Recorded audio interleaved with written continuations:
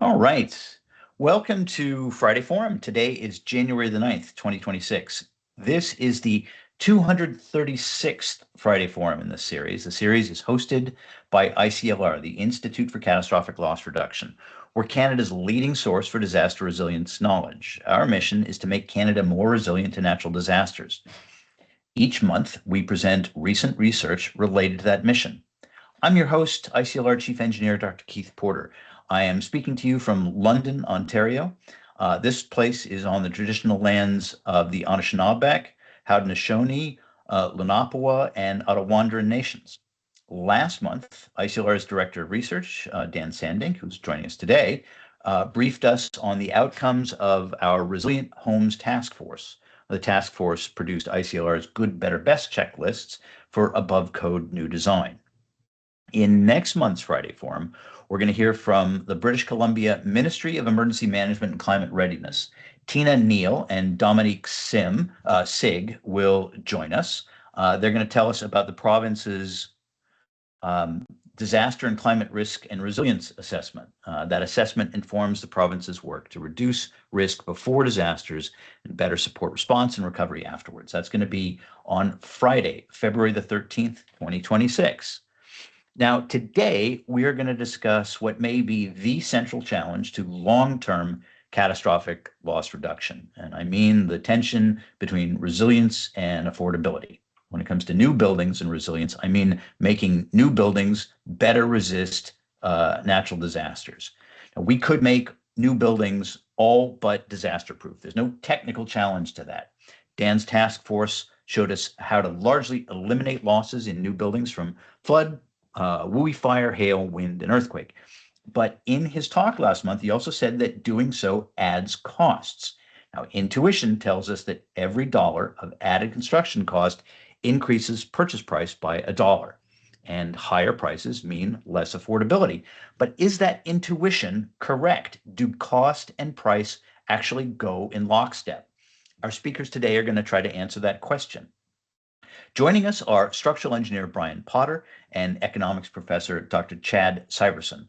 They're going to present empirical evidence on the correlation between construction costs and purchase price. We can convert that intuition I just mentioned about cost and price into a testable scientific hypothesis. You can make a prediction with it. The prediction here is that purchase price should strongly correlate with construction cost. Now, if the evidence contradicts that prediction, then we have to reject or greatly modify the hypothesis. That is the scientific method. Chad and Brian's work tests that hypothesis. Now, after the presentation and before our Q&A, we're going to have a panel discussion. This is unusual. Now, first, I asked ICLR's Director of Research, Dan Sandink, to join us. He and the builders and insurers on the Resilient Homes Task Force grappled with resilience and cost. Also joining us is our friend, Professor Kevin Simmons of Boston College. Kevin's an economist. He studied the market effect of a supposedly costly code change in Moore, Oklahoma, and he found that it had no effect on price or development. And he's quantified the benefits of code improvements elsewhere in the United States. Together, we're going to discuss some broader questions that today's talk raises. Now, it's right after the presentation, and we're going to reserve 15 minutes or so for questions and answers. Here's our agenda. Before our speakers begin, our webinar is going to last 90 minutes. Our speakers will present for about a third of that. Then the panel is going to discuss 3 prepared questions. Then I'm going to moderate Q&A for the last 15 minutes or so. Now, please feel free to chat your questions into the Q&A box, not the chat box, but the Q&A box. I will try to pose your questions in the order that they appear in the Q&A box. If we have a lot of questions, I may only pose your first question, then I'll move on to others, then I'll circle back to your additional questions. Our webinar is recorded. ICLR is going to post our speakers' slides and a link to the video in the next day or so. If you have colleagues who couldn't attend, let them know. They'll be able to find the slides and the recording at www.iclr.org/workshops. And with that, I will turn it over to our speakers. Take it away, gentlemen. Thank you, Keith. I appreciate the invitation to discuss our work with everyone here today and looking forward to it. I'll be primarily the presenter of the paper via the slides. Brian may chime in, but he'll, of course, be very active in the panel discussion and the Q&A. So let me just get started telling you about what we did and what we found. So I'll first share my deck here. Okay, I trust it's up and not hearing otherwise. I'll begin. It's looking good. All right, great. So this is work that Brian and I did, and it was published this past summer in the Journal of Economic Perspectives, which is an academic journal in economics, but it's uh, particularly designed for papers of general interest to economists broadly and for less technical work. So this is, I'm going to just show you basically the results that we found. Of course, all the details that I don't have time to get to today are in this article, which you can find online and indeed is free, not behind a paywall, so anyone can access it. All right, so obviously, as folks who are interested in this industry well know, high and increasing housing prices have been a topic of active and sometimes heated debate. This is true in the States, but also in many other countries as well, maybe particularly true in Anglophone countries. It turns out The Economist had an article about that a couple years ago. And just to the point, given our audience today, implied price to rent ratios in Canada are actually a multiple of their already considered high US counterparts. So this is something that is actively being debated, the sources of high housing prices. If you look just at a 30,000 foot view level at the relationship between house prices and the cost of building houses, and I'll get to the details of how we measure those costs in just a moment, but taking that as given, you find patterns that look something like this figure, which shows going back to 1950, indices of both housing prices and building costs for a number of metro areas in the United States. The red line are house prices.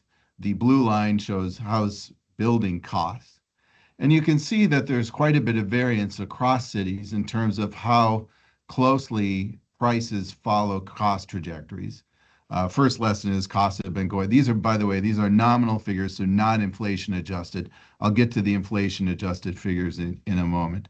But you can see there's quite a bit of a divergence across cities in how closely house prices follow housing costs. Costs have gone up everywhere in nominal terms, as have prices. But in some cities, over the long span of this data, there's a pretty close connection between house prices, housing price growth, and housing cost growth. But in others, there's been a divergence, and at that, a substantial divergence. So let me just call your attention really quickly to Los Angeles, which is in the first column in the third row. You can see there really since the mid-1970s, there's been a big divergence between house prices in LA and the cost of building them. To give you an idea of the sense of magnitudes here, the numbers shown on the vertical axes, 0 to 9,000, those are indices where the 1950 value equals 100. So 90 implies 90 times their nominal value, non-inflation adjusted in 1950. So a gap between 9,000, say, for house prices in LA and something like 3,000 for housing costs is a threefold cumulative difference in price versus cost growth.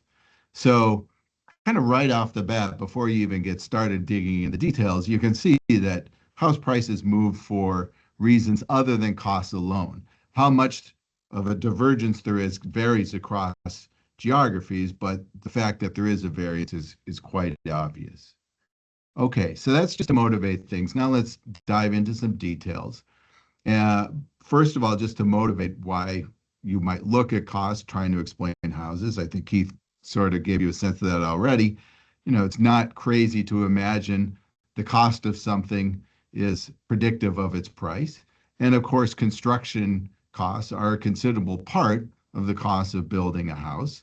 Just in an accounting sense, building costs account for somewhere in the neighborhood of 2/3 of the full cost of bringing a house to market in land unconstrained areas. And that's something we're going to come back to about the constraints put on land and building and what that might do to prices.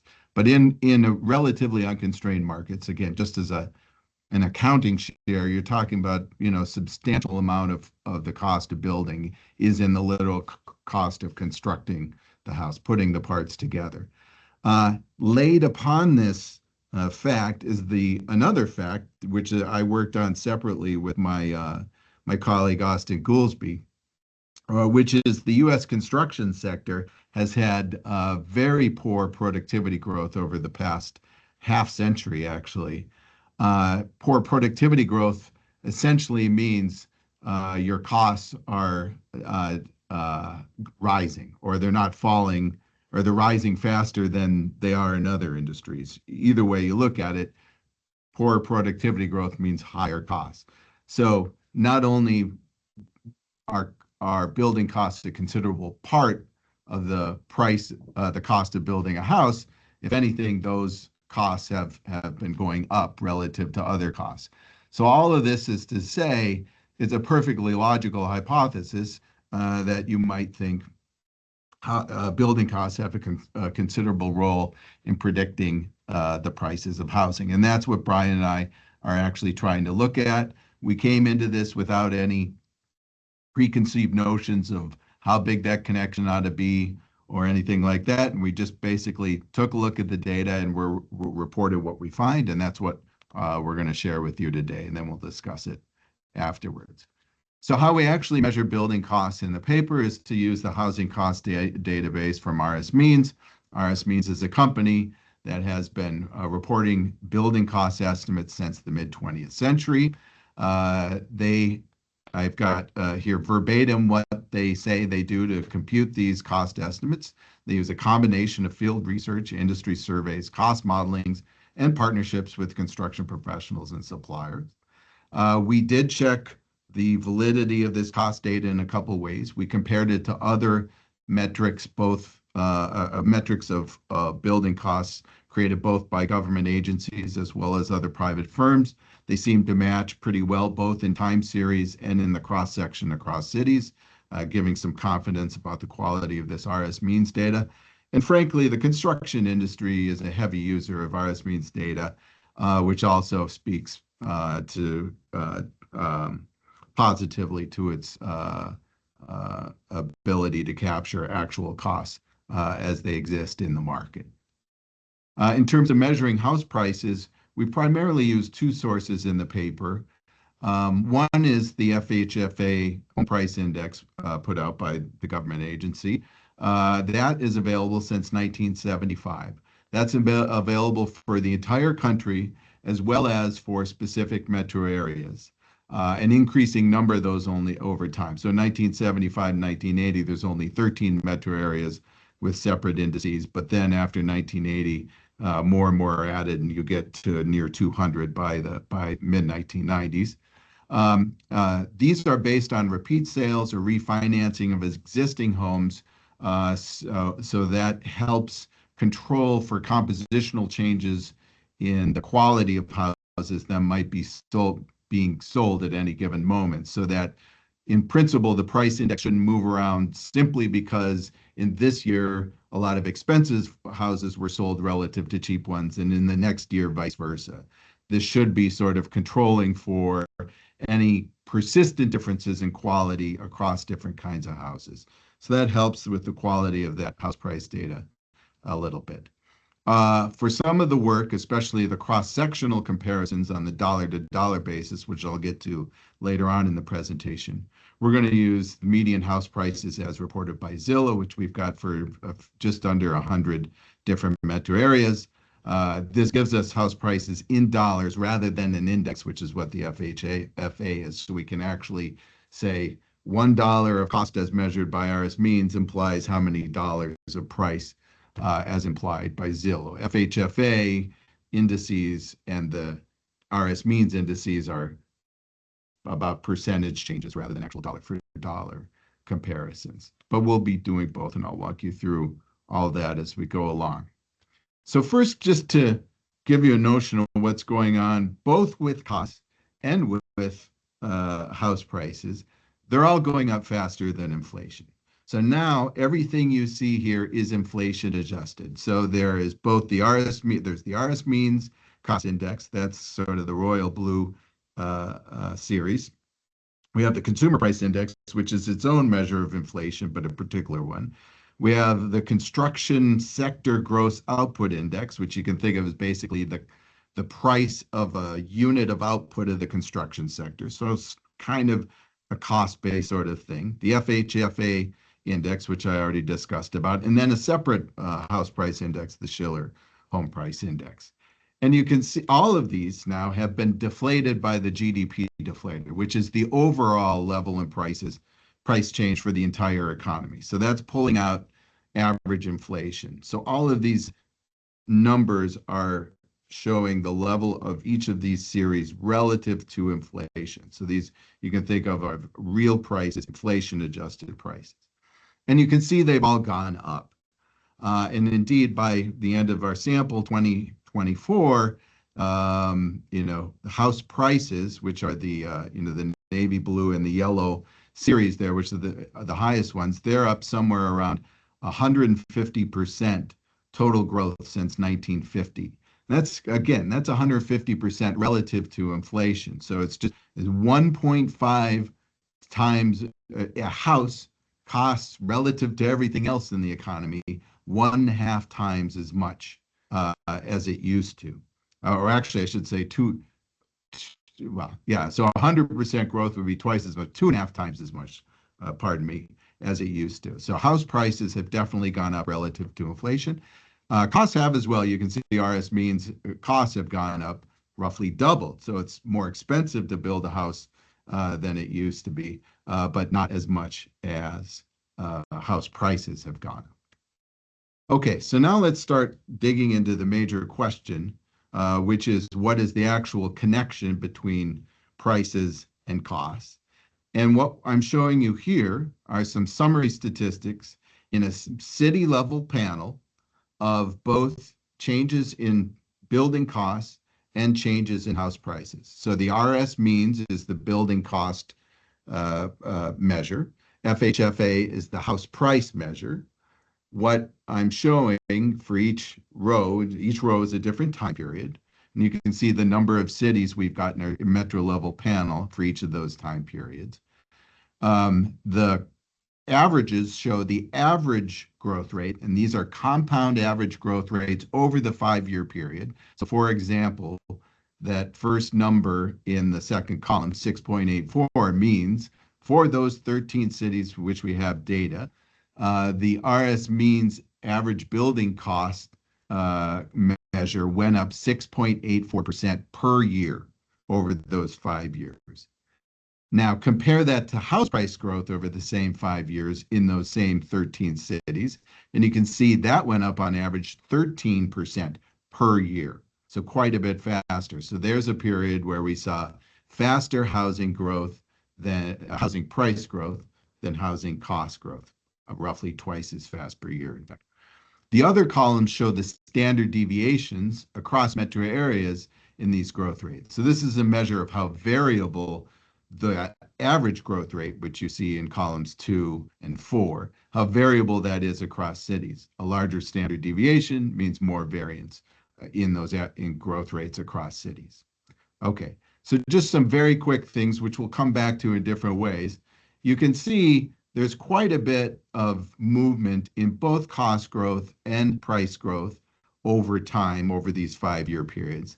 But there's more movement in the average growth rates in house prices. So you go from, 5-year periods where you've got over 10% growth per year to some 5-year period, 2005 to 10, where there's actually negative average price growth.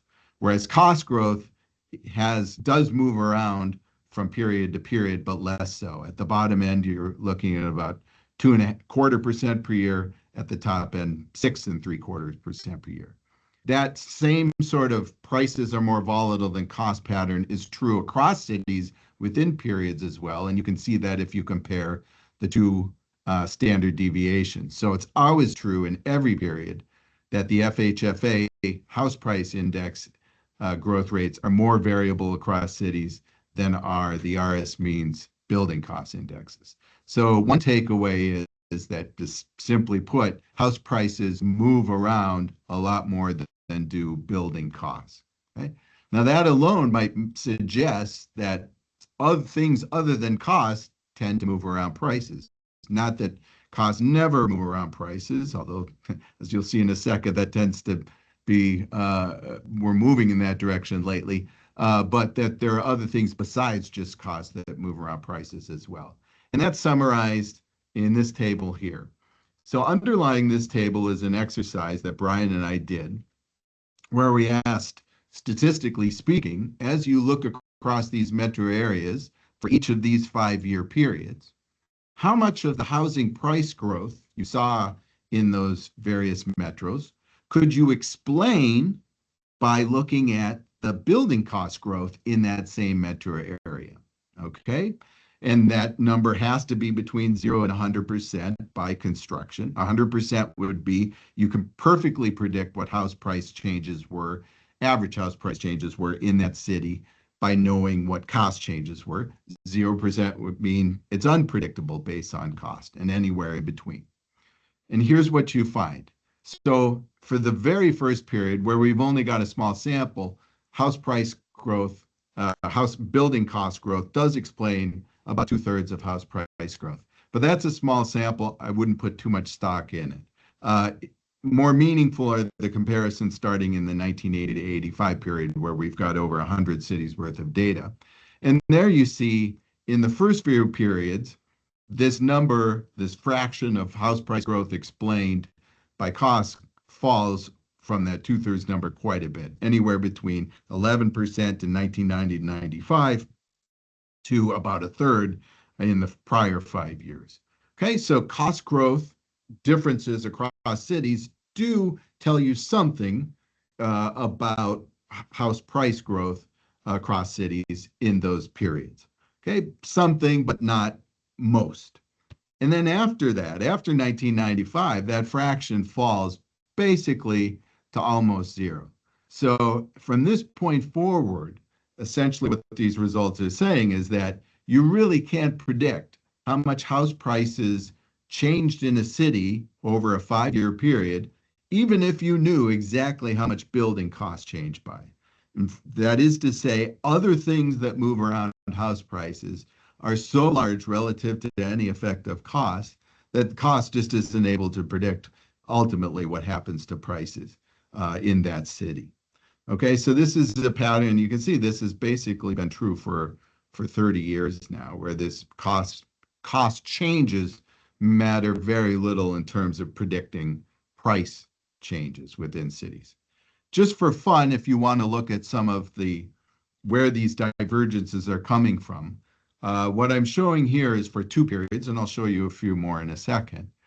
The cities with the five largest divergences between price growth and cost growth, and the 5 smaller, really I should say 5 most negative. So the top 5 would be the cities where prices outpace cost growth the most for the period, and the bottom 5 in the panel would be the cities where prices fell behind cost growth the most. So for example, in the 80 to 85 period, Boston saw the greatest divergence between prices and costs. And on average, that 7.7 means in a typical year during that 5-year period, house prices in Boston went up 7.7% more than building costs did in Boston. Okay, so you can see 1980, that prices in excess of cost was heavily focused in the Northeast. On the other hand, prices lagging costs seem to occur mostly in the Midwest, in places like Detroit, Davenport, Waterloo, and Peoria. 85 to 90, which is the rightmost set of columns, you can see price growth exceeded cost growth the most in Hawaii and California, and lagged cost growth the most in Texas and Oklahoma. probably due, and Anchorage, probably due to the decline in oil prices during the shock of '86 and afterwards. Here's a couple more just for fun to look at. This is 2000 to 2005 and 2005 to 2010 periods. You can see California had a lot of excessive price growth over costs in the early 2000s. Midwest declines relative to costs, although smaller than in other years.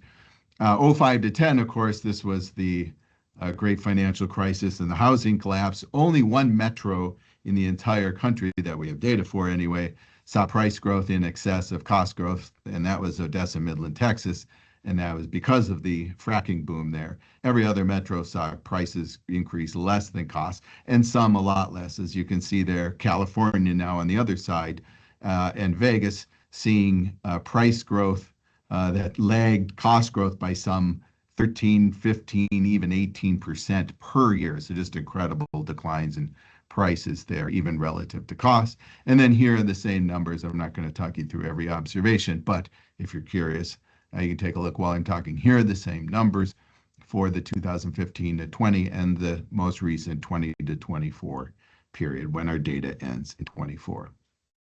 Okay, so those are just some examples of the divergence between price and cost growth.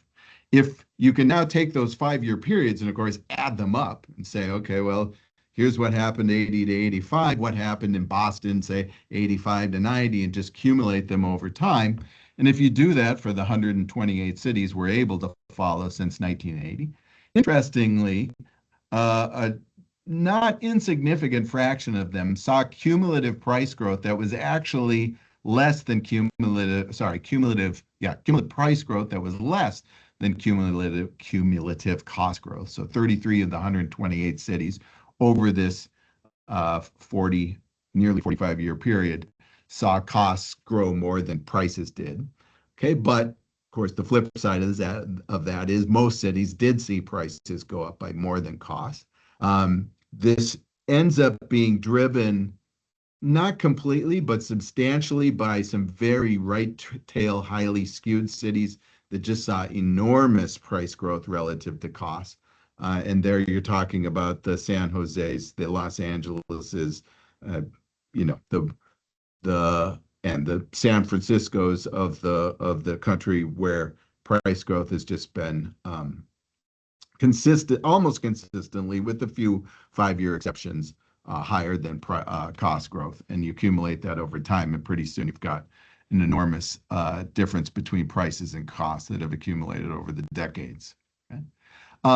One interesting thing that the RS means data lets us do is break out building costs into two components that they label materials and installation. Materials are, as they sound, the actual costs of the materials that go into building.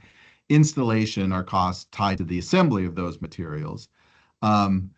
It's not quite exactly right, but it's not a terrible mnemonic to just think of materials as costs of physical inputs into houses, installation as costs of the labor inputs into building houses. I think it's a reasonable way to summarize what those two components are capturing.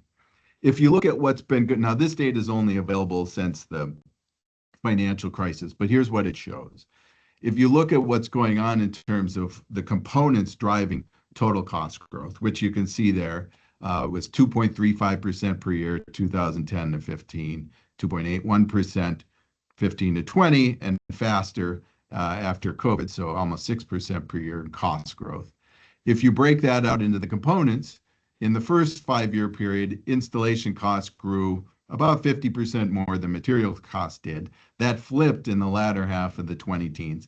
And then since COVID, you can see most of the cost growth, and certainly the increase in cost growth since the 2010s, has come from acceleration in materials costs. And that's consonant with what we know about supply chain problems and other things that have affected the prices of building materials since that point. And you could see that reflected in these average cost component changes. One thing you can't see in the table, which is also true, though, is if you look at these components across cities, there's more variance, considerable more variance in installation cost growth than materials cost growth, which is probably reflecting the fact that you can move materials around as relative prices changes. If drywall ends up getting a really high premium in the Northeast, you can put drywall in a truck and send it there in response to that price change. But labor costs, it's harder for the market to respond to those. People aren't as mobile as goods are, and you can sustain bigger variances in installation costs as a result. Now, that amount of that variance difference has come down since COVID because of the building cost effects or the materials cost effects I was talking about. But nevertheless, you do see that pattern. Okay, so that's what's everything I showed you up to this point has basically been comparing RS means indices, that is growth of prices either within cities or for the entire U.S. To an index for housing prices. Now let's do some dollar-to-dollar comparisons. Okay, we can do that, one, because RS means, besides having an index, also does give us a dollar figure. So you put in a set of attributes. This is going to be a 2,500 square foot house of median level trim and so on and so forth components, and it'll tell you, okay, building costs on that is going to be $204.50 per square foot or whatever. So that gives you a dollar figure. That's nice. Zillow gives us actual dollars in terms of house prices. Now we can only do that for contemporaneous data. So everything I'm going to show you now is for 2024, but this lets us do dollar-to-dollar comparisons. Okay, so what you should think of is everything I've shown you up to this point has been mostly a comparison of growth rate on growth rate. So change in house prices on change in costs. Now we're looking at levels to levels. So level of house prices to level of cost. That's the dollar to dollar comparison. All right, all that intro, here's what you find. So this shows for 100 metro areas where we've got Zillow price data, shows the median price in a metro area versus the RS means cost for building a house of a particular specification that we describe in the paper in detail. This shows the correlation between those. And here you can see there is a clear correlation. Houses or cities where it's more expensive to build a house of this given type do indeed have higher house prices. There's a fair amount of variation in building costs. So this particular type of house in one metro area can cost upwards of $350,000 of building cost to construct. In another metro area, the same house would cost only about $225,000 to construct. So there is variation in building costs across metros, and those are, again, at least partially reflected in housing price differences. That said, there's a lot more variance in dollars and percentage terms in prices than there are in costs. And in total, the correlation between costs and prices is about 0.5, which means in a statistical sense, 25% of the variation in house price levels, now we're talking levels, not changes, remember, 25% of the differences in house price levels across cities is explainable by cost levels across cities. Okay, so we're back to some explanatory power, but again, limited explanatory power in terms of price levels. Now, what this comparison doesn't control for is the mix of houses that might exist across cities. If some cities just have nicer, larger, in particular, larger houses being sold, that's going to drive up the Zillow median price. Might not be reflected as much in housing costs because we're using a standardized house. So what we're going to do next is we're going to try to focus on cost per square foot and price per square foot. So we're going to control one for the size of houses that are sold across metro areas. And the other thing we're going to do is just look at the prices of newly built houses. Zillow median price index for this figure I'm showing you now is all listed houses. So you've got stuff that's constructed long ago. The price, prices can diverge from building costs for a bunch of reasons for a house that's been around for a while. So let's focus on newly built houses the prices that are being asked for those, and the construction costs of, by definition, newly built houses, and look at everything on a square foot level. And here's what you find. Okay. Now there's still a positive correlation. There's still a fair amount of variance in building costs and house prices across metro areas. The correlation is now about 0.75, which means roughly half of the variation now in house prices per square foot for new houses is explained by building costs per square foot for new houses. So it's a little more apples than the first comparison, and you do see that explanatory power go up a fair amount. But even there, with something close to apples, the flip side of that figure is that half of price variation is not explained by cost variation. Something else is going on besides the building costs themselves actually explaining house prices. Okay. Now, a little more just for fun data. If you take our Zillow and our dollar for dollar data, which I just showed you, and ask, okay, what cities have really high prices relative to their costs? Or the flip side, what cities have really low prices relative to building costs? Here are the top 5 and the bottom 5. Okay, so you can see that the city with the highest house prices in 2024 relative to their building costs is Miami. After that, you've got the 3 metros in California, which I already mentioned. By the way, Miami, basically, average house price in Miami is twice what you would expect from its costs, given the overall relationship across cities between costs and prices. That's the way to interpret that figure, 98% higher than you would predict based on costs.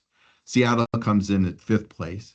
Interestingly, if you look at the total rank of prices across the 74 metros we've got data for, as well as their costs, it's really overpriced. It does have a pretty high price. It's the 7th most high house price city in our data. But partially this gap comes from the fact it's not a very high cost city to build in. It's number 46 out of 74 in terms of cost. So the big excess of price over cost is coming mostly from the fact that it's high prices and kind of just medium cost. On the other hand, look at San Jose. It's the most expensive city, but it's also the 3rd most highest cost city. So even as expensive as it is to build in San Jose, and as it turns out, you can see Los Angeles and San Francisco, the house prices are all the higher still. So not only is it expensive to build in those places, the prices that the houses sell for are even higher still, and so much higher that indeed they exceed what you would predict based on those even high costs by some 2/3 to even more. Now, the other side of the spectrum, you've got many metros that have prices that are below what you would expect based on their building costs. Baton Rouge, Greenville, Philadelphia, Minneapolis, and my hometown, Chicago, at the bottom. Now, Baton Rouge and Greenville have low prices relative to their expected costs, mostly because they have really low prices. They're at the bottom end of the price distribution across cities, and they kind of have middling costs. Both Minneapolis and especially Chicago, however, have low prices relative to costs, not because they're such low price cities so much, they're kind of in the middle of the distribution, but instead because they have such high costs relative to their prices. So Chicago is actually the 4th most expensive metro area to build in, yet we only have prices roughly in the median of the distribution. So we've got house prices that are much less than you might predict based on our costs. That's the takeaway there. All right, so let me wrap up and get us to our panel discussion. Housing price growth has largely, over the past 30-ish years, decoupled from construction cost growth, both in the aggregate. If you looked at I forgot to point this out when you look at the inflation-adjusted series, but I did mention in the overall numbers, housing prices move around a lot over time as opposed to construction costs, which grow rather smoothly. So both over time and certainly across cities, we spend a lot of time on that. There's just a decoupling of house price growth from housing cost growth. There's more connection in the levels. That's the dollar for dollar comparison. Though, as I said, even in the closest thing we could do to apples, you still see at least half of price variation being caused by things not tied to building costs. A lot of this decoupling is being driven by some very high price metros, the California cities I mentioned, but there are others. So this raises the obvious question, okay, if building costs don't explain prices, what does? My hypothesis, I think Brian's largely in tune with me on this, but he can chime in if he likes during the panel or otherwise, is that there's a lot of regulatory components of building housing that don't go into the building cost index. So the RS means number, basically you could think of RS means is you've got the land, you've got the blueprints, and you've got permission. Now, what is it going to cost you to actually put the physical house together? That's what the RS means building cost number is capturing. So all that other stuff, land, permission, blueprints, those are things that aren't in the building cost index. So if we think about what sort of things in those categories might be explaining a lot of the price growth, I think a fair amount of it is just how difficult or easy, and there's big variance in this across metros in the US, it is to build housing. And from a permitting and a political economy perspective. So what is it going to cost you to be able to actually get the right to construct a house on a particular plot of land? That difficulty basically gets capitalized into land prices. And so it shows up as the cost of land, which again does not go into the RS means index. That, of course, will show up in the house prices. The house sits on a piece of land. You're buying the land along with the house. So it gets capitalized in house prices, but it doesn't go into building costs. And I think there's, we don't work on it so much in this particular paper, but there's an entire research literature out there showing that this sort of political economy, permitting, a bunch of stuff tied together, has been increasingly capitalized into land prices, shows up as higher home prices, and those things are moving around in a way that's completely decoupled from the actual cost, again, of assembling the physical components of the house. And I think that's probably a big thing that's driving this decoupling, at least in growth rates. Now, there's still some leftover cross-sectional levels variation from other stuff going on between costs and prices. But I think that's a reason why we've seen changes in cost basically not affecting changes in prices anymore. Okay, so I've said enough for now. Happy to revisit any of these in results in the panel and a Q&A section, but I'll turn it back over to Keith now. Thank you. Thank you so much. That was a great presentation.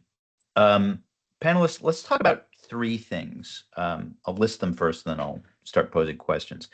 Number one, the tension between resilience and purchase price. Now, Chad and Brian are talking about cost versus purchase price, but I want to broaden our discussion to resilience versus purchase price.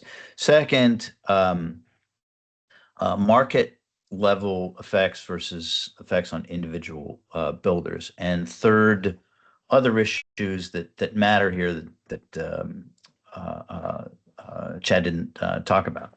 So on that, let's go to the first question. And I'm going to kick this first to Kevin and then to Brian. So my first question is the tension between resilience and purchase price. ICLR and others like us strive to improve resilience in new buildings. A lot of people believe that code changes to increase disaster resilience necessarily increase purchase price, and that more resilience therefore means higher price and fewer people able to buy. Today's presentation somewhat weakens that case, or at least it seems to. Kevin, tell us about consensus among economists. Does today's talk align with your research and those of others? Have economists reached some sort of consensus around the power of cost to predict price? Well, I don't know if I would ever say economists ever reached a consensus about anything, but theoretically, price is a function of a dance between demand and supply. costs are going to reflect on the supply side. And as you know, you've seen with what Chad presented, there can be, not always, but there can be a wide divergence between costs and prices.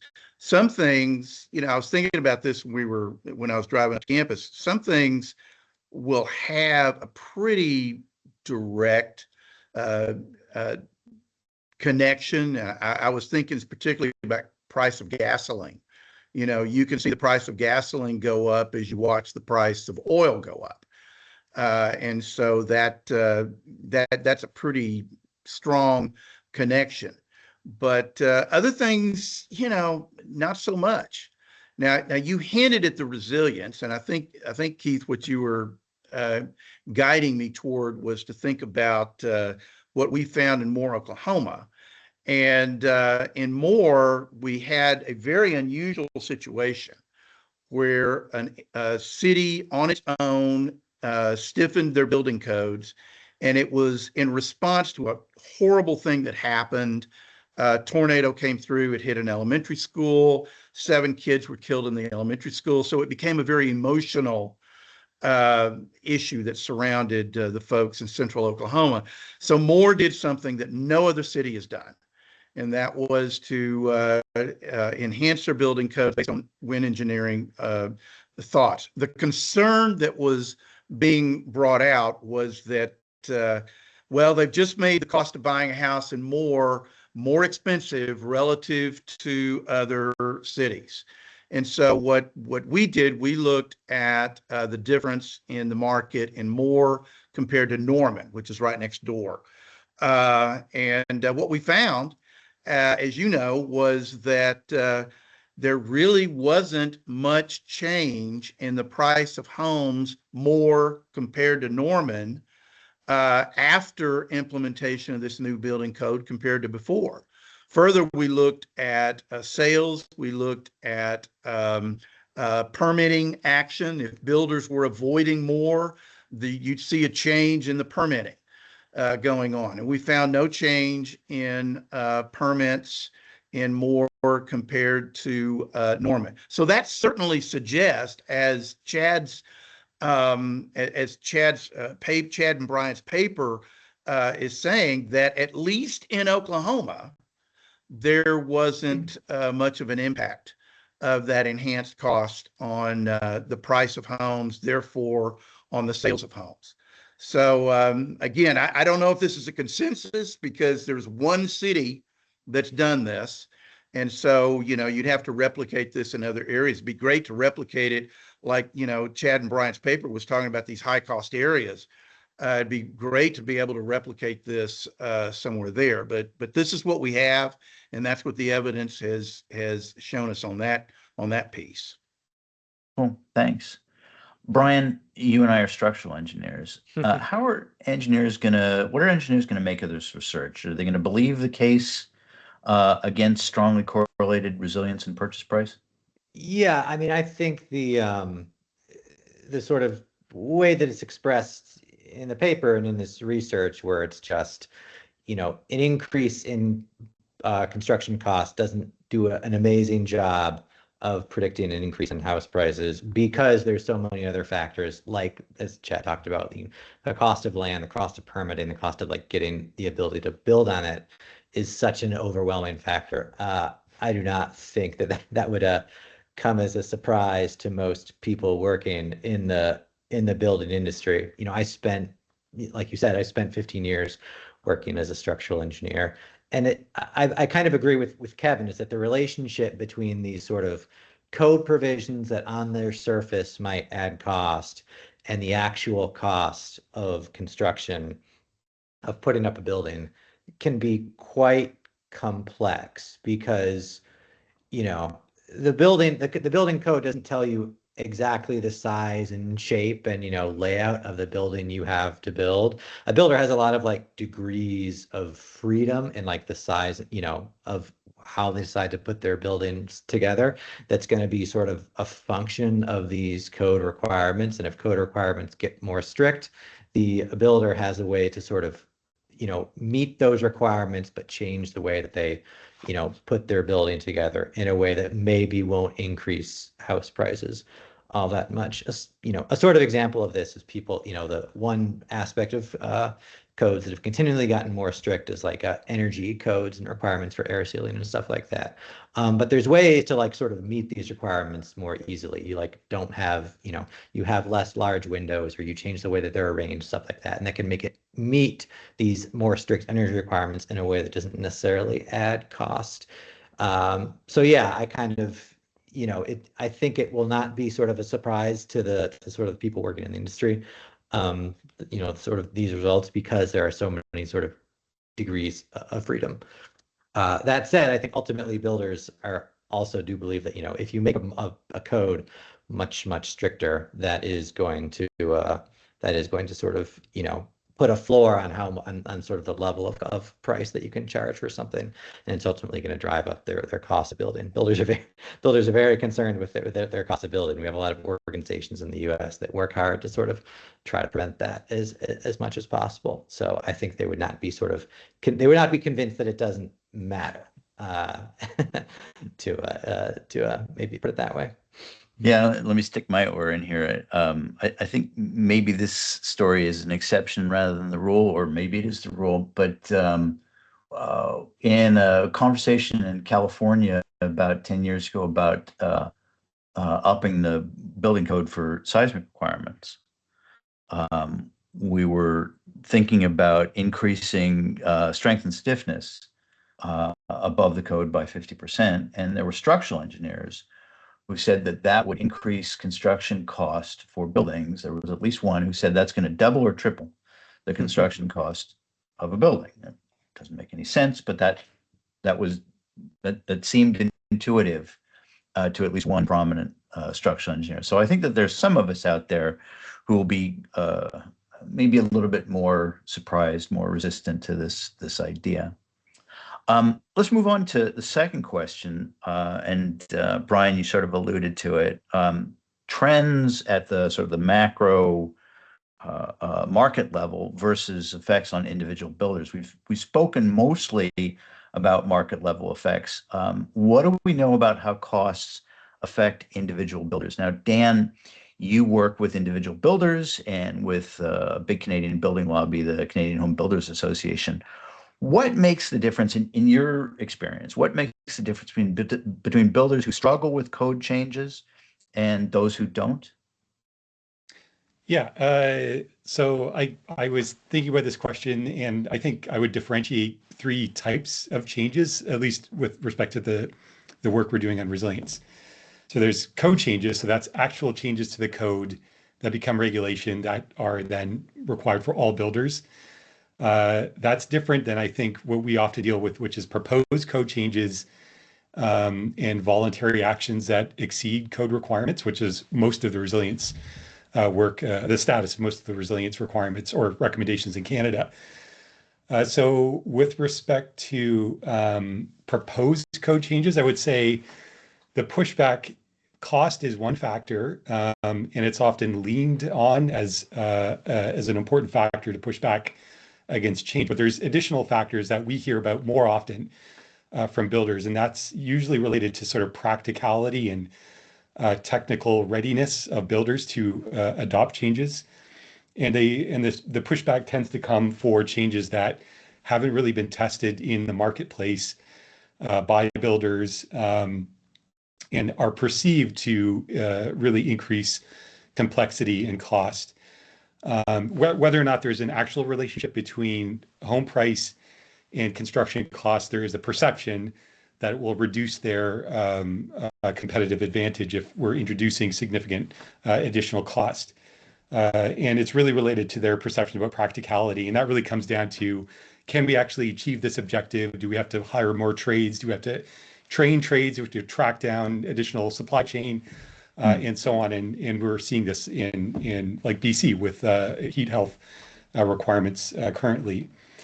Once changes are accepted into code, and so our official code changes, the pushback really is not so much an issue because there's no market disadvantage for for that perceived incremental cost. Everybody has to raise their prices.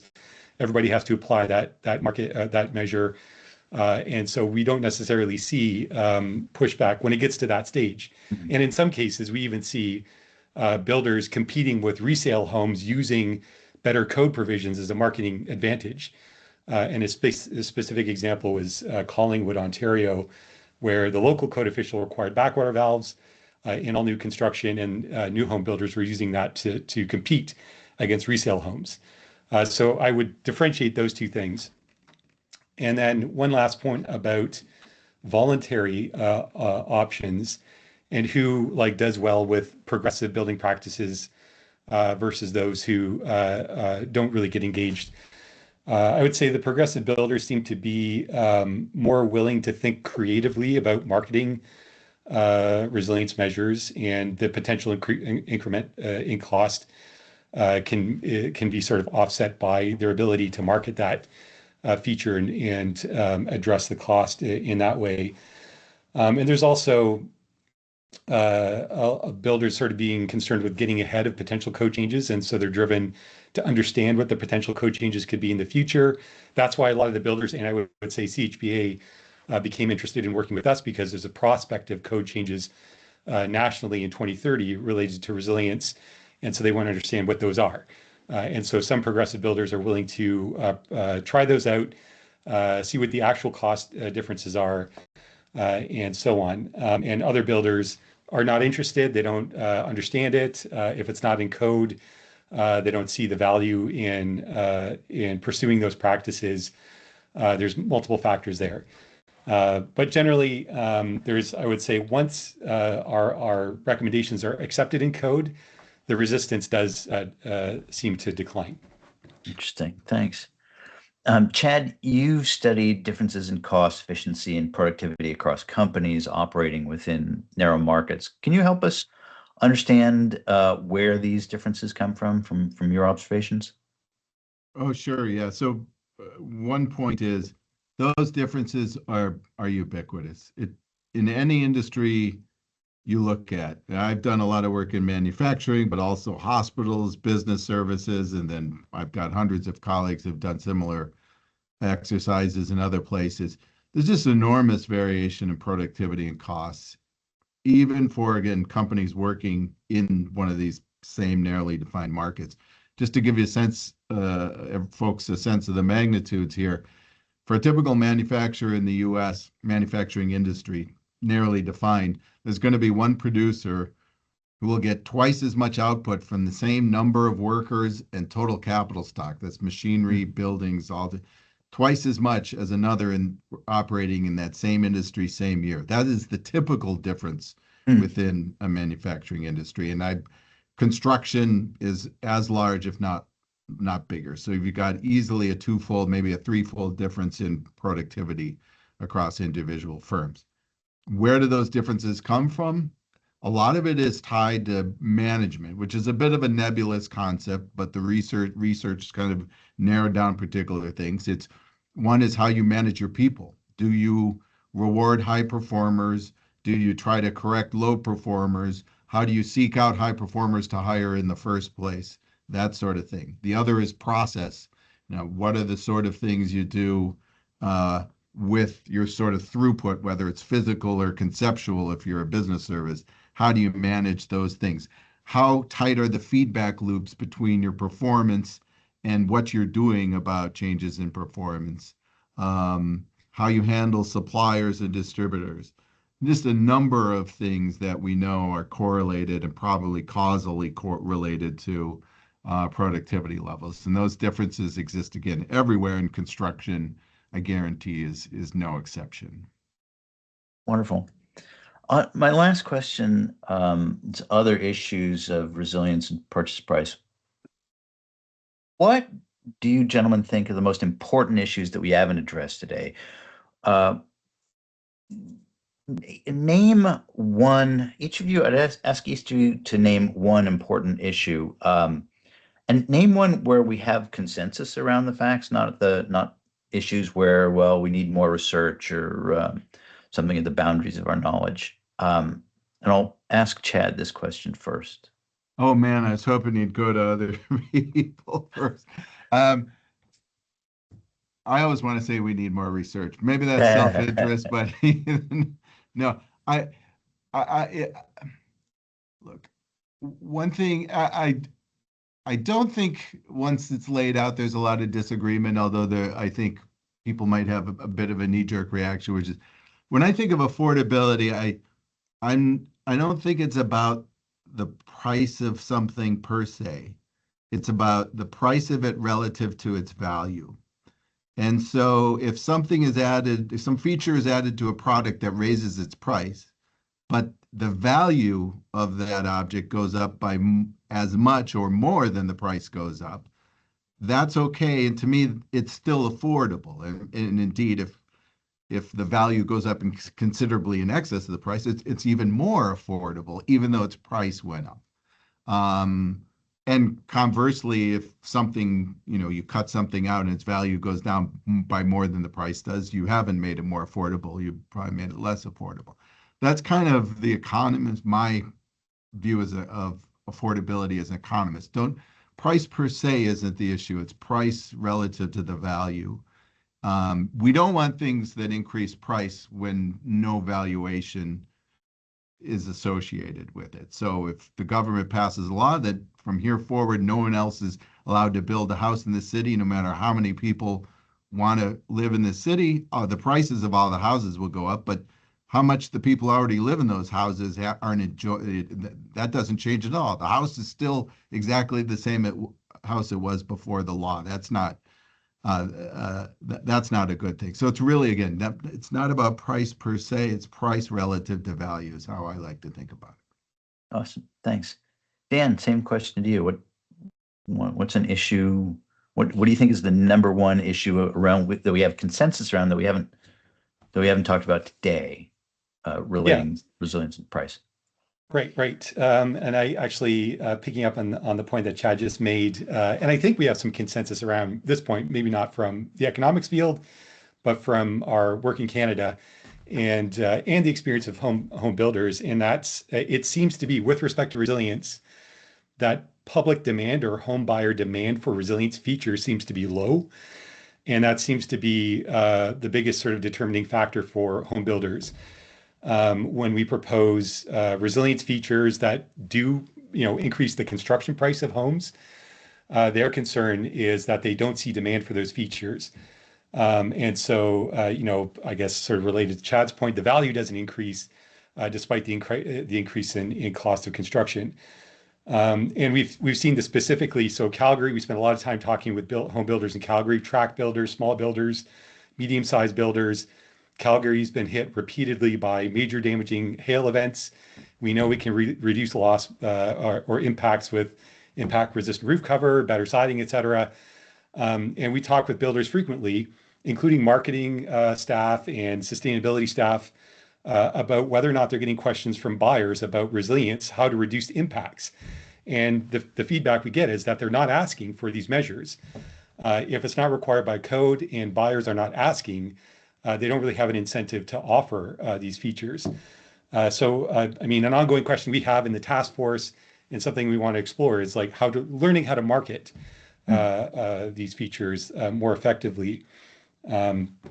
So I think that we do have consensus, I think, from many years of hazards perception research that it's difficult to engage the public in these topics, and finding some ways from the business field, I think, to address these concerns would be valuable.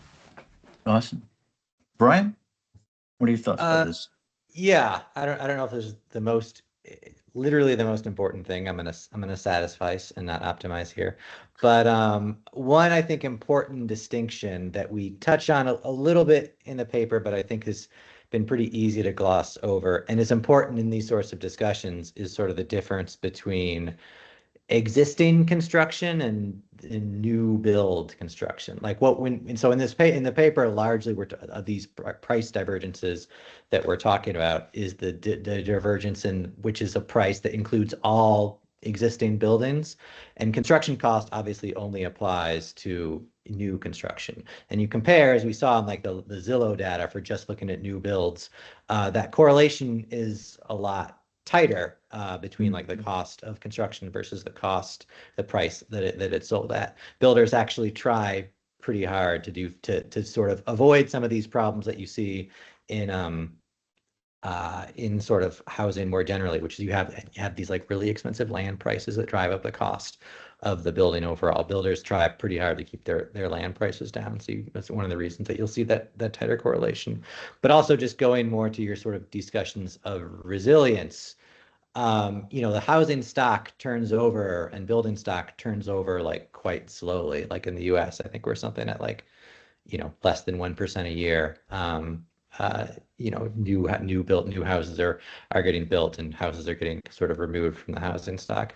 So it's really kind of, you're talking about these changes that are going to take a very, very long time to like have like major substantial effects. And so it's also, I think, when you're talking about resilience and stuff like that and how you can sort of improve loss and stuff like that, you really want to sort of be also thinking about like existing construction and what options do you have for buildings that are already in place. I think just keeping that distinction, and this is something I see with sort of housing research frequently, just keeping the distinction between new construction and new houses versus sort of the existing housing stock in mind when you're sort of talking about these things. Absolutely. Thanks. Kevin. Well, I'm going to return to what Dan and Chad have been talking about, and this is certainly not a new topic. I mean, we've been talking about the disconnect between perceived and actual risk with low probability, high consequence events since Howard Kunruther brought that up in the 70s. So it's not a new one, but it is one that has the potential to turn around. And I want to turn your attention to some work that was done by some folks at Florida State after Hurricane Andrew. Before the state of Florida put into place the statewide building code that was a response to Andrew, 3 counties in South Florida had the South Florida Building Code, and they put in what ultimately became the statewide code in place for the Miami area. And the folks at Florida State did a study to try to quantify what Chad is referring to as value, what Dan's talking about. And they found that in the immediate aftermath of Hurricane Andrew, there was a premium that was placed on homes that were purchased, built after the implementation of South Florida Building Code compared to those that were built prior. However, as time goes on, that premium dissipates. In other words, as the memory of the event fades away, the ability to get consumers to place that value that Chad was talking about on the home dissipates. So I think the challenge is, and this is probably a public policy question as much as anything else, what can we do to continue to remind people who live in vulnerable areas that the risk of this happening to you is not zero? There is a positive risk, and we need to make sure that you have some appreciation of the fact that you live in a place like this, and just come up with something that we can do to keep that active in people's minds. I don't have, man, you've got me there. What's the answer? I don't have an answer. I just know that people do respond to that risk when it is something that they are made aware of, either personally or whatever. So I think I would put that there. Thanks. That's really good.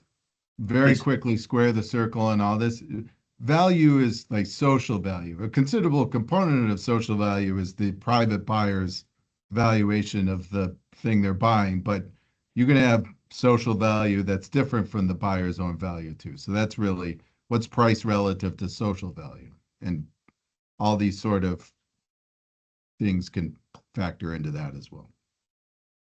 Yeah, I want to amplify on Kevin's point there.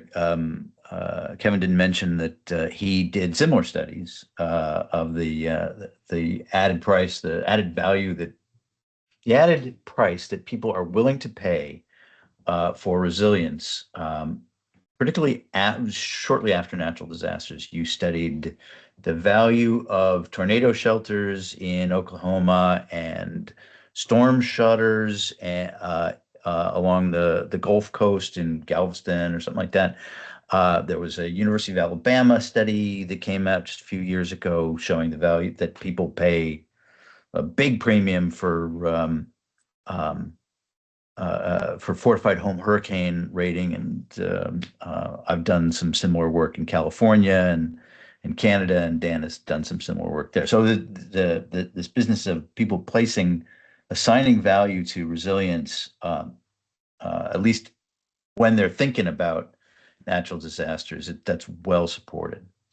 Okay, gentlemen, thank you so much for that discussion. I think we could go on and on, but I want to turn it over, take some Q&A from our attendees. Let's see, I'm going to go to the first question by Cain. Sorry, the font here is really small. Leighton, who asks, are development charges, land transfer taxes, rezoning applications, etc., considered as part of the materials or labor?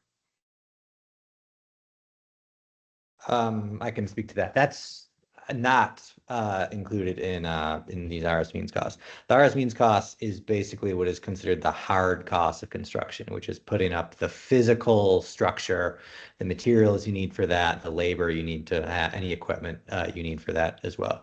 Everything else that's like, permitting or the marketing costs or sales or anything, overheads of the general contractor or whatever, that's all in a different bucket, which is called soft costs. So that none of that would be in these these RS means costs. As a general rule of thumb in the US at least, for a new single family home, the cost to put it up are roughly 60% the hard cost of construction, so the physical structure, 20% soft costs, so like development costs, marketing, profit margin, all that other stuff. And then 20% is the cost of land. That's for a typical new build single family home in like a, housing development in the US is a very rough guide. Thanks. Next question. From I hope I'm going to get this right. Chaidash Kafali, who asks, during the presentation, it was mentioned that building cost was around 67. Well, this is sort of getting at Brian's point just now. Building cost was around 60 to 70% of the total cost to bring a new house to the market. And if I understand, sorry, I'm having trouble seeing the whole question. Give me a second to maximize here. Oh, I am not, for some reason, I'm not able to see the whole question. Anybody else able to see Chaidash's question? Under the see more, are you able to expand the see more? It's the next to the last question in the Q&A.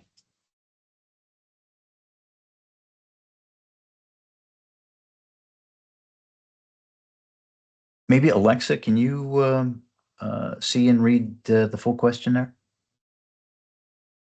Can't see it either. It's not a button. It's just like text. Oh, okay. Sorry, Chaidash, if you wouldn't mind trying that one again, we'll come back to you.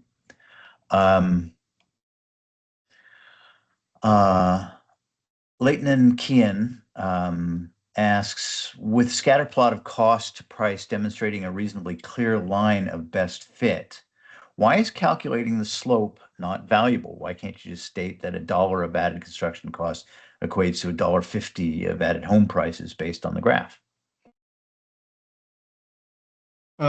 You could. I doubt it's causal. I mean, there's a lot of other stuff going on there. We were mostly interested in how much it explains it, but if you want to interpret it as a marginal relationship, you could. I actually don't have the figures in front of me. I could send that to you if you want to forward that along to the question asker. Thanks.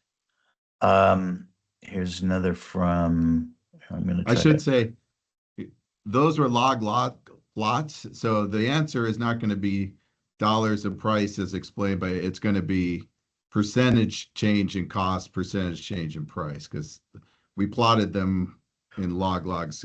Those scales were log, and the regression was log too. yeah.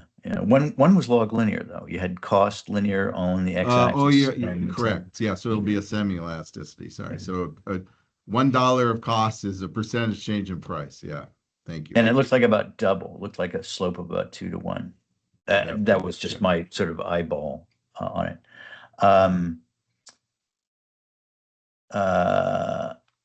Another one from Chaidash about the paper. In your research and analyses, have you observed any signals between building costs and catastrophic event occurrences, such as the impacts of hurricanes or the 2021 Texas freeze event or major wildfires? We didn't look at that. We didn't try to isolate metros where we know there were effects at a particular time. I'd be interested. In the early years, we really only have 5-year changes, so some of that might be hidden anyways, in where we might see blips in annual data in response to particular events, but we didn't look at it, so I don't have an answer, I'm afraid. It's an interesting question, though. Yeah, I haven't. Yeah, to add to that, we haven't seen any of that in this work. From my experience working in the industry, my sense is that big major disasters usually cash out to code, often will cash out to sort of increase in code stringency that may have fairly broad effects. So Hurricane Andrew resulted in more stringent wind code that then were applied more generally. And earthquakes is the sort of classic example of this, because our understanding of earthquakes is so poor. So every time there's a major earthquake somewhere, the engineers go and study how the various buildings failed, and then that gets they go back and make updated code changes to these sort of components have to be designed this way and stuff. And so you have a ratchet effect of the requirements getting more stringent over time. But that, again, that'll be everywhere. So a really bad earthquake in California will make the design in South Carolina, which has, actually surprisingly high seismic requirements, go up as well. Yeah, absolutely. And we're always closing the barn door, even when we knew that before the earthquake that the door was open. And interestingly, sometimes our design forces and design requirements will drop down again as research says, oh, this building material is actually better than we thought it was. So there was a period in time when we thought reinforced concrete could tolerate, I don't remember whether it was steel or reinforced concrete. We thought briefly that it could tolerate 12 times as much deformation as what caused it to yield. And then maybe with hard experience, we learned that wasn't so and made code stricter again. I see a hand up from Charles. Charles, we're doing written Q&A, so if you wouldn't mind typing your question into the Q&A box, I'd be very grateful. We've kind of come to the end of our attendees' questions here. So, let's turn back to, while we're waiting for Charles to type his question into the Q&A.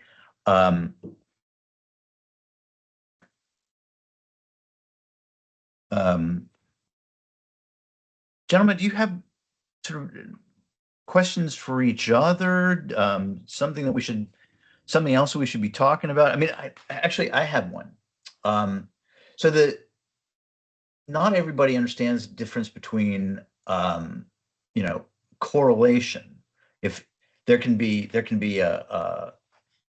it could be that $1 of construction cost generally does add $1 to price, but there are all these other things that might add another couple of dollars or might subtract $1. That it could be that it's simply other noise that is drowning out the signal of cost. Chad, is my take on that correct? Sure, and one way one way to look at my job as a economics researcher is try to separate correlation from causation in a lot of settings. Here, we're more about explanatory power in this paper, but it is a good point. You don't want to come away from, oh, there's no correlation, say there's no possible causation.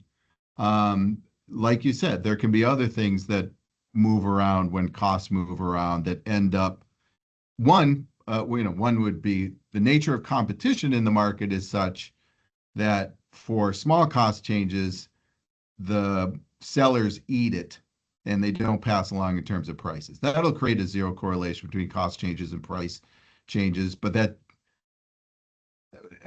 don't know whether it's good or bad, but that creates a zero, but it doesn't mean that costs aren't moving around or costs are meaningless in the market. It's just something is disconnecting it from price, or there are other things that affect price, and those things are just enormous compared to the changes in cost that we see. I think part of it is that. I think especially if you compare, that early period, why do we go from some explanatory power in changes on changes to basically zero? I think it's because other things that change price have become so variable relative to cost changes that it just swamps any cost effects. I think, to be silly, but to make a point, if a law were passed that said a builder had to burn a pile of cash of an amount equal to the cost of building a house, effectively doubling cost, I bet that'll show up in prices. A change that big is going to show up. So I wouldn't take away that doesn't matter what you do to costs, will never change prices. I think the bigger conclusion here is whatever does move around costs in the data, or has moved around costs in the data, has been small relative to other things that move around prices. And it just ends up not mattering that much in the big picture of things because the other stuff that affects prices turns out to be so variable and have such a big effect. Yeah, that's always something you have to struggle with, is how you interpret the correlations you see. A regression will only ever tell you a correlation. If you want to interpret it causally, you need to do a lot of thinking too. And talking to the people who are actually building this stuff. That's true too, yes. It's understanding causal mechanisms. Andres Mendez asks, I'm trying to better understand the implications for insurance. Person is charged a premium. That's the semi-annual or the annual or the monthly amount of money they have to pay for the insurance based on the reconstruction costs. So the limits of liability, the amount on the policy is based on what it would cost to replace the building new, the replacement cost new. Not on the market value, what you buy and sell the house for. Any thoughts in that regard about the distinction between replacement cost new and market value? Yeah, I think there's some kind of interesting implications there, because if your house is damaged or whatever, and you're like rebuilding it in the same location, that what matters is like cost to build, right? Because a lot of these other factors are going to be sort of screened off. If the cost of, if the price of a new house is being driven up by like really high land costs or whatever, then the cost to replace part of it or do some repair work is not that is not impinged by like these rising land costs or whatever. But you have to if there's a disaster and you have to like rebuy a new house somewhere else, then that's then all of a sudden these costs of all these other factors, the price of the sort of market value becomes much more important. I don't have any amazingly deep thoughts on that, but it seems that the sort of mechanisms of compensation and sort of what you're actually providing for these people that are being covered seems important there. Well, I have no additional questions for you. Do you have any questions for each other? Well, actually, why don't we do this? Why don't we, there's one more question, and then I'm going to have you give like a 60-second takeaway each. But the last question by Robert Caron is, Was there any consideration given to the diversity of homes in a given metro? How was RS means used to model these variations? Yeah, so I can speak to that. The RS means index is in principle holding the thing that's being built constant. So it shouldn't be affected by compositional changes. It's a notional house with certain set of characteristics as built in this city, given the prices of materials, price of labor, et cetera, et cetera. And then, as I mentioned, the FHFA index, because it uses repeat sales or refinancings of the same house, should be doing a pretty good job changing or controlling for compositional changes in what's sold. Now, if every house that gets sold gets upgraded right before it's sold, that's going to be a problem, and sometimes that happens. So it's not a perfect solution for compositional changes, but it's sort of best practice, at least, given what we can do. Awesome. Now, I'm going to give you each 60 seconds. What is your big takeaway from our conversation today? Kevin, do you want to lead us off? You want to leave us with one big thought, what is it? I was really encouraged when I read Chad and Brian's paper, because, as you know, Keith, we've been fighting this battle of trying to incorporate, resilience into either some type of voluntary mitigation strategy or codes. And the pushback has been strong, to say the least.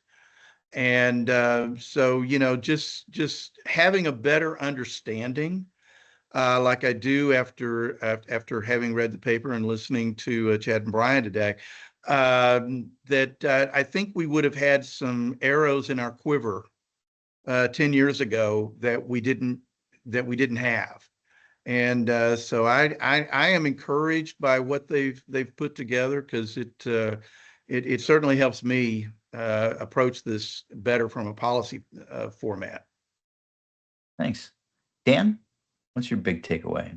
What should we all walk away with from this talk? Yeah, no, the Chad and Brian's presentation is really interesting, and definitely, as Kevin mentioned, it's an arrow in the quiver. I still think there's a challenge convincing building company owners of these arguments. There is a perception that increased cost will reduce demand for their product, and that is a real fear that prevents many builders from becoming engaged in these topics. And even if home buyer affordability isn't really their main motivation, if we're increasing construction price, somebody's got to eat that cost. And if it's not the buyer, if a builder can't market their home for a higher cost because there's resilience features, the builder has to eat that cost. And a lot of builders are not willing to do that. So lots to think about, but I think we still have a challenge convincing builders of some of these arguments. Awesome. Brian, last thoughts? Yeah, I mean, my takeaway is kind of echoes kind of what Chad said at the end, that this really points to, I think, that we've just been we've gotten worse and worse at basically building enough homes where people want to live, and thus we're seeing this huge divergence in cost versus price, and costs rising so much higher, or prices rising so much higher than costs were. And yeah, it seems like one of the biggest problems that we need to deal with, at least in the US, which is what this research is making it possible to sort of build the homes where people want to live, and costs are a sort of a this seems less urgent, less acute to me than being able to sort of again, going back to the questions of supply and demand, being able to sort of increase the supply, rather than that's the sort of main impinging factor, rather than sort of how the sort of comparatively more minor effects of driving up the cost of building, and how that's going to affect demand for the product. Thanks. Chad, last thoughts? Well, I first want to say how much I've enjoyed working with Brian on this, and I don't want to embarrass him too much, but he's got a fantastic blog, Construction Physics, and he just wrote a book, The Origins of Efficiency, which is great. So check that out. But to the substance, in also picking up on what he said, I think supply is the big deal, and all the things you're talking about, and vis-a-vis the battles you're having to fight about costs and potential affordability. If we can get supply shifted out for reasons that he's talking about, these limits on building, which I think largely are artificial, that is going to reduce prices, and it's going to make your case that you would like to make easier to make. Even so, if that no one believes our evidence at all, you could, if house prices go down, people are going to be less worried about any potential plausible cost increase coming from the sort of things that you're having to fight your battles over. So I think that that's just a way to make everything better, is to try to shift out supply of housing. Awesome. Thank you, gentlemen. Thank you all for participating today. I'm very grateful, and I'm sure our attendees are as well. I want to remind our attendees that next month's Friday Forum will be from the British Columbia Ministry of Emergency Management and Climate Readiness. They're going to tell us about the province's disaster and climate risk and resilience assessment. That's going to be on Friday, February the 13th, 2026. And once again, you'll be able to point your colleagues to today's video and deck at www.iclr.org/workshops. I hope to see everybody next month. Thanks everyone for coming today. Bye-bye. Thanks.